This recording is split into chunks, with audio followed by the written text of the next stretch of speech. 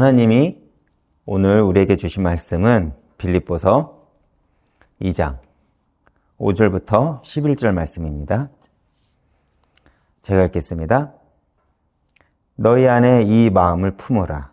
곧 그리스도 예수의 마음이니 그는 근본 하나님의 본체시나 하나님과 동등됨을 취할 것으로 여기지 아니하시고 오히려 자기를 비워 종의 형체를 가지사 사람들과 같이 되셨고 사람의 모양으로 나타나사 자기를 낮추시고 죽기까지 부정하셨으니 곧 십자가에서 죽으심이라.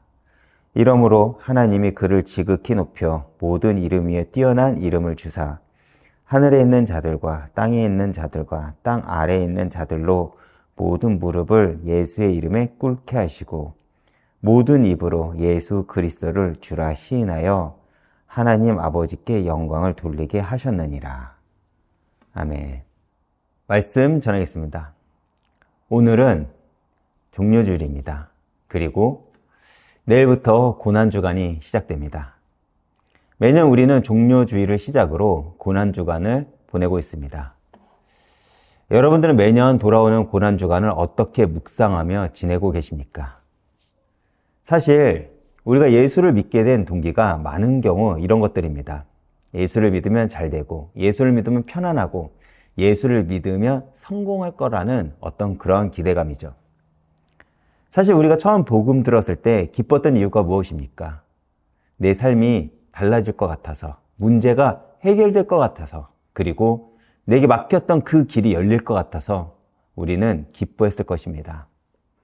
그런데 막상 예수를 믿고 나니까 우리 앞에 닥쳐온 현실이 있습니다. 많은 경우 승리가 아닌 고난이 찾아온다는 것이죠. 내가 기대했던 것과는 다른 현실 앞에서 우리의 믿음이 흔들릴 때가 많습니다. 그래서 많은 이들은 때때로 베드로와 같이 그 문제 앞에서 예수님을 부인하기도 합니다. 왜 그렇습니까? 내가 원했던 예수님이 아니기 때문입니다. 2000년 전 그날도 마찬가지입니다. 예루살렘으로 향하던 그 길 속에서 수많은 군정들이 종려나무 가지를 흔들며 외쳤습니다. 호산나, 호산나, 다윗의 자손이여, 주의 이름으로 오시는 이여. 오랫동안 기다려왔던 메시아가 드디어 온다는 그 기대와 흥분이 거리로 가득 채웠던 것입니다. 그런데 여러분, 그들이 기대했던 왕은 어떤 왕이었을까요? 그들이 기다렸던 왕은 로마 군대를 몰아낼 강력한 왕이었습니다.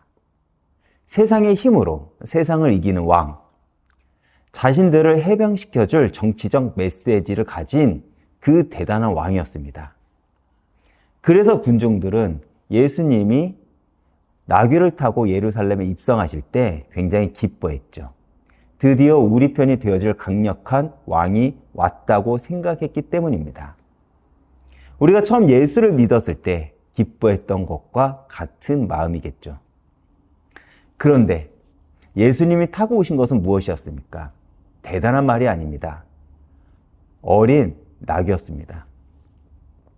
많은 군중들은 호산나로 외쳤지만 정작 이 왕이 예루살렘에 입성한 이유가 무엇인지, 그리고 그 길은 어디로 향했는지를 이스라엘 백성들은 알지 못했죠. 예루살렘의 입성은 영광의 시작이 아니었습니다. 십자가를 향한 마지막 걸음의 시작이었죠. 그 길의 끝에는 군중의 함성이 아니라 채찍과 가시면류관과 십자가가 기다리고 있었습니다. 여러분, 오늘 우리에게 같은 질문이 있습니다. 우리는 어떤 예수를 따르고 있습니까? 내가 원하는 것을 이루어주는 예수님입니까? 아니면 그분이 걸어가신 그 길로 나를 부르시는 예수입니까? 오늘 본문 말씀이 그 답을 제시합니다. 먼저 제가 빌립보서 2장 6절부터 8절까지 읽어보겠습니다.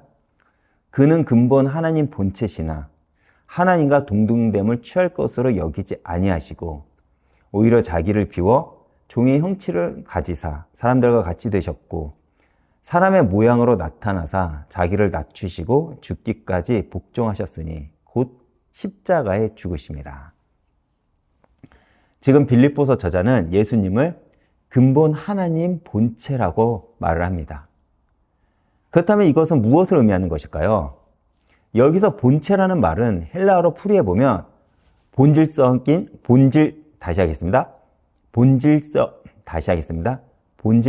속성과 성품, 이것을 가졌다는 것입니다.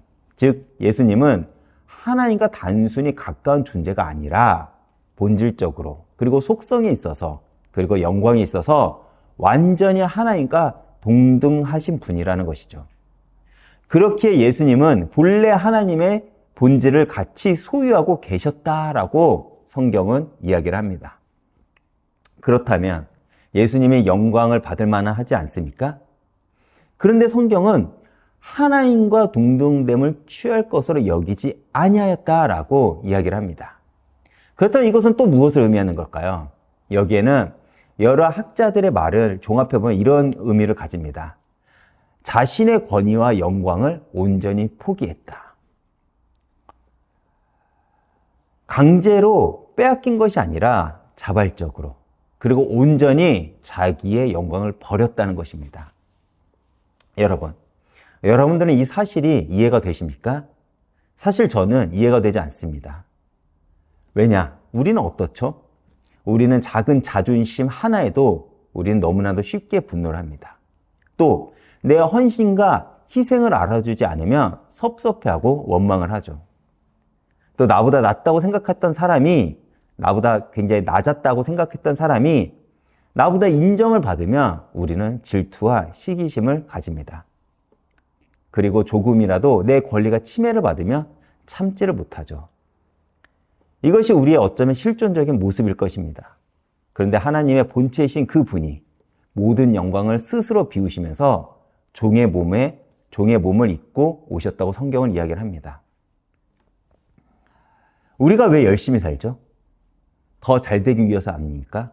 더 나은 삶을 위해서, 그리고 자녀를 위해서 더 높은 곳을 향해서 살아가려고 우리가 열심히 살지 않습니까? 그것이 인간의 당연한 본능입니다. 더 올라가려는 것, 더 가지려는 것, 그리고 그것이 우리가 살아가는 방식이죠. 그런데 우리 주님은 정반대의 길을 가셨습니다.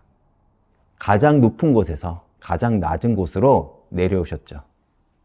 영광을 포기하시고 자신의 권위를 내려놓으시고 종의 몸으로 이 땅에 오셨습니다. 그리고 우리 주님은 거기서 멈추지 않으시죠. 죽기까지 복종하셨으니 곧 십자가에 죽으심이라. 십자가, 우리에게는 부활과 영광의 상징이지만 당시 십자가는 로마에서 가장 흉악한 범죄자들에게 내리는 가장 잔인한 형벌이었습니다.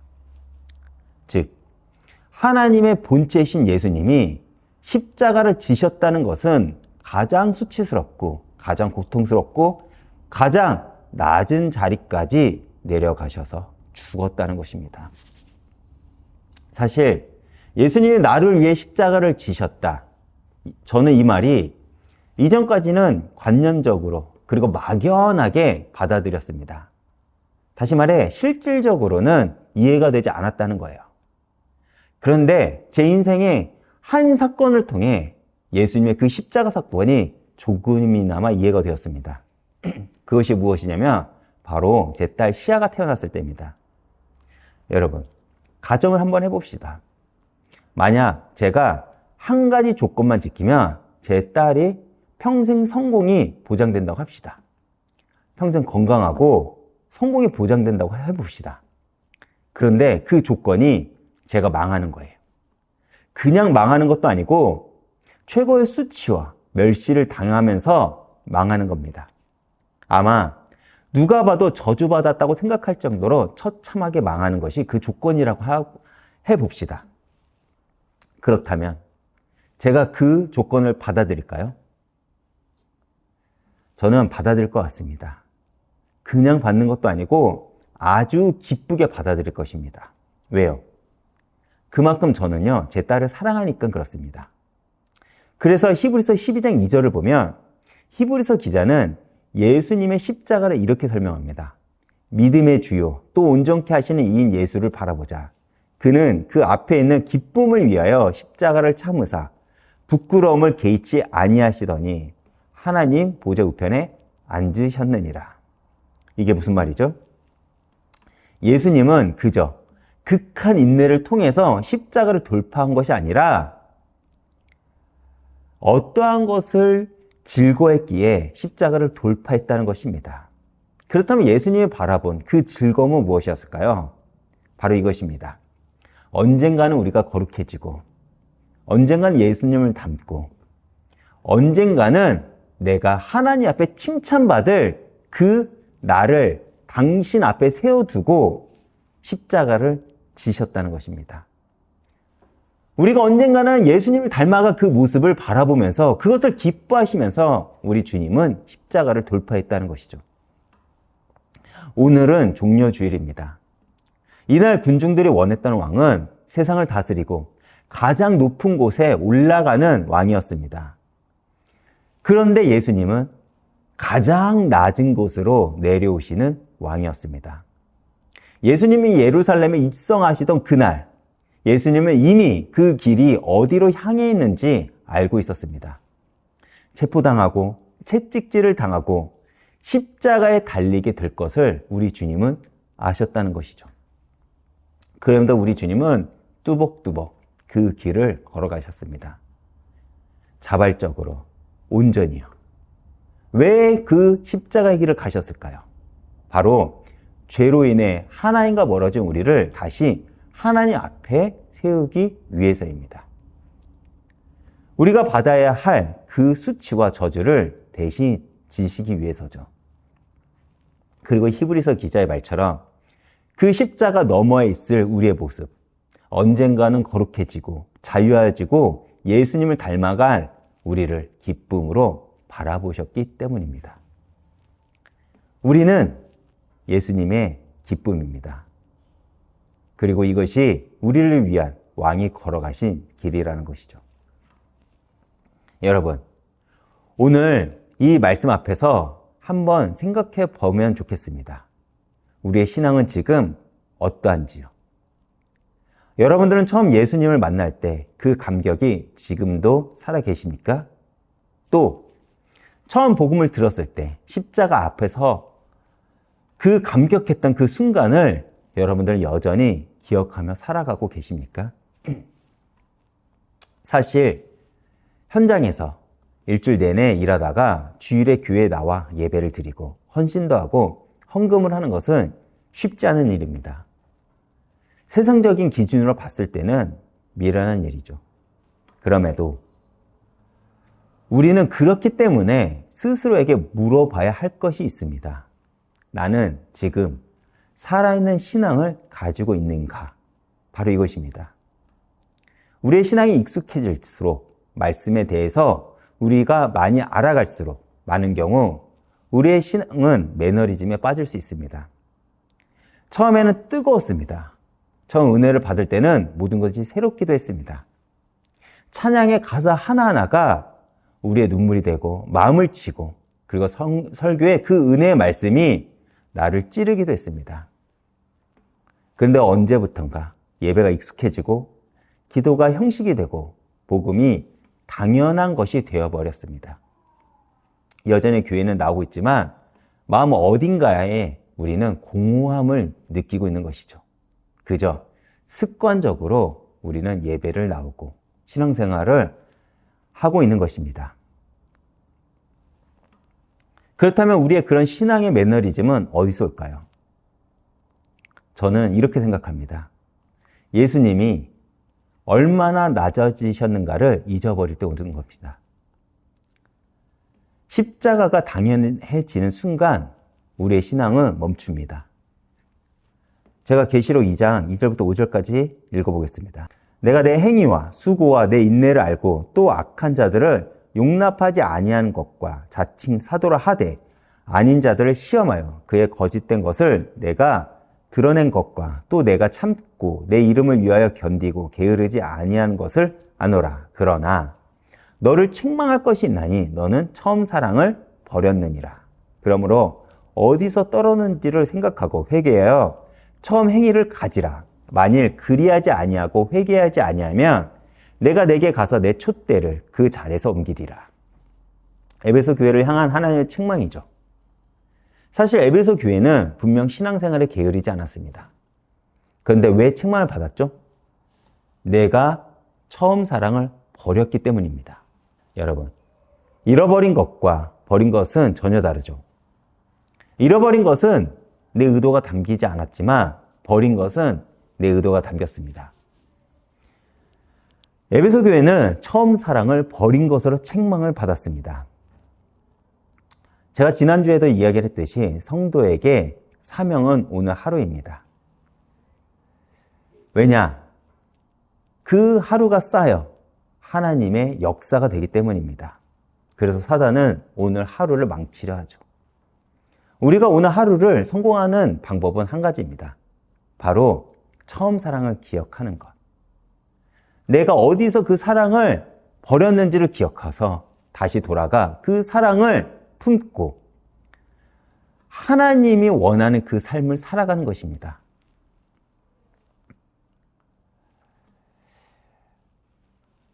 여러분, 우리는 매일 한 걸음 주님 앞에 나오느냐 아니면 한 걸음 주님과 타협하냐 끊임없이 다가오는 선택 속에서 살아갑니다. 그리고 우리는 그 타협을 하면서 처음 사랑을 버리게 되는 것이죠. 어쩌면 우리가 신앙의 매너리즘에 오는 것이 그렇게 매일 주님과 타협을 하며 적당히가 우리 신앙에 들어와 어느 순간 그것이 당연한 것이 되어버렸습니다. 그렇다면 우리는 왜 적당히 신앙생활 하면서 주님과 타협을 할까요? 결국 성경은 우리의 죄성 깊은 곳에 있는 욕망을 말씀합니다. 즉 높아지고자 하는 마음이 있기 때문이라는 것이죠. 창세기 3장에 기록된 인간이 왜 타락했죠? 바로 하나님과 같이 되고자 하는 그 뱀의 속삭임에 반응했기 때문입니다. 이것이 우리가 가지고 있는 죄성이죠. 그리고 이 죄성은 당연하게도 우리 신앙 안에도 들어왔습니다. 우리는 지난 몇 주간 다윗의 타락을 보았죠. 사무엘 하 8장은 다윗이 어디로 가든지 여호와께서 이기게 하셨다고 말을 합니다. 그런데 그 아이러니하게도 그 계속된 승리가 다윗을 영적인 방심에 빠뜨렸습니다. 그리고 사무엘 하 11장은 그 다윗의 죄악을 자세하게 기록을 하죠. 전쟁터에 있어야 할 왕이 예루살렘 궁정에 그대로 머물러 있을 때 죄가 찾아왔습니다. 골리앗 앞에 섰을 때의 그 절박함, 하나님이 없이는 안 된다던 그 처음 사랑을 다윗은 승리에 취해 잊어버린 것입니다. 즉, 십자가가 당연해지는 순간 우리의 신앙은 멈춰버린 것이죠. 그런데 이것이 우리의 문제이기도 합니다. 어느덧 우리에게 십자가는 더 이상 새롭지 않다는 것이죠. 하나님의 본체이신 분이 나 같은 죄인을 위해 종의 형체를 입으셨습니다. 뿐만 아니라 가장 수치스러운 십자가에 죽으셨죠. 이 사실이 오늘 여러분 마음에 어떻게 들리십니까? 십자가 앞에서 우리에게 드러나는 것은 하나입니다. 우리는 그분의 낮아지심이 반드시 필요한 죄인이라는 것이죠. 그 사실이 우리를 다시 출발점에 세웁니다. 그렇다면 그 출발점에선 우리는 어떻게 살아가야 할까요? 바울은 빌립보서 2장 5절에서 이렇게 말을 합니다. 너희 안에 이 마음을 품으라. 곧 그리스도 예수의 마음이니. 이 마음을 품으라. 이것은 단순하게 겸손하게 살라는 도덕적 권면은 아닐 것입니다. 바로 예수님이 걸어가신 그 길을 우리의 삶의 방향으로 삼으라는 것이죠. 그런데 왜 우리가 그 마음을 품을 수 있습니까? 바울은 빌립보서 2장 1절에 먼저 이렇게 말을 합니다. 그리스도 안에 무슨 권면이나 사랑에 무슨 위로나 성령의 무슨 교제나 긍휼이나 자비가 있거든. 이미 우리가 하나님께 받은 것이 있다는 것입니다. 그렇기에 우리는 예수의 마음을 품을 수 있다는 것이죠. 여러분, 은혜를 아는 사람은 나를 드러내려 하지 않고 높아지려 하지 않습니다. 또한 받은 은혜가 얼마나 큰지 아는 사람은 내가 낮아지는 것을 두려워하지 않습니다. 왜 그렇죠? 원래 우리는요, 우리의 존재는 사망과 죄 가운데서 심판받을 마땅한 존재였기 때문입니다. 그렇기에 지금 내가 받은 은혜가 얼마나 값진 것인지를 알기 때문에 우리는 기꺼이 낮아질 수 있다는 것이죠. 하나님의 본체이시던 그분이 나를 위해 그 모든 영광을 비우셨다는 것. 그 사랑의 크기를 아는 사람은 더 이상 자신을 높일 이유가 없습니다. 왜요? 이미 가장 큰 것을 받았기 때문입니다. 그래서 십자가가 내게 얼마나 필요한 것인지를 우리가 알 때 우리는 비로소 다른 사람 앞에서 낮아질 수 있습니다. 그런데 여러분, 빌립보서 2장은 단지 예수님께서 낮아지셨다 여기에서 끝나지 않습니다. 제가 9절부터 11절까지 읽어보겠습니다. 이러므로 하나님이 그를 지극히 높여 모든 이름 위에 뛰어난 이름을 주사 하늘에 있는 자들과 땅에 있는 자들과 땅 아래에 있는 자들로 모든 무릎을 예수 이름에 꿇게 하시고 모든 입으로 예수 그리스도를 주라 시인하여 하나님 아버지께 영광을 돌리게 하셨느니라. 이러므로 라고 시작을 하죠. 앞에 뭐가 전제가 됩니까? 예수가 우리를 위해 낮아지셨기 때문에, 그리고 예수가 우리를 위해 비우셨기 때문에, 십자가까지 내려가셨기 때문에 하나님이 예수를 지극히 높이셨다는 것입니다. 그리고 이것이 하나님의 방식이라는 것이죠. 세상은 올라가야 살아남을 수 있다고 이야기를 합니다. 높아져야 인정받는다고 이야기를 하죠. 그러나 하나님 나라의 방법은 다릅니다. 복음 때문에 낮아지는 자를 하나님은 높이신다는 것이죠. 예수 때문에 비우는 자를 하나님이 채우시겠다는 것입니다. 2000년 전 오늘 예루살렘에 입성하시던 예수님, 그 길의 끝은 십자가였습니다. 그러나 우리가 아는 것이 있죠.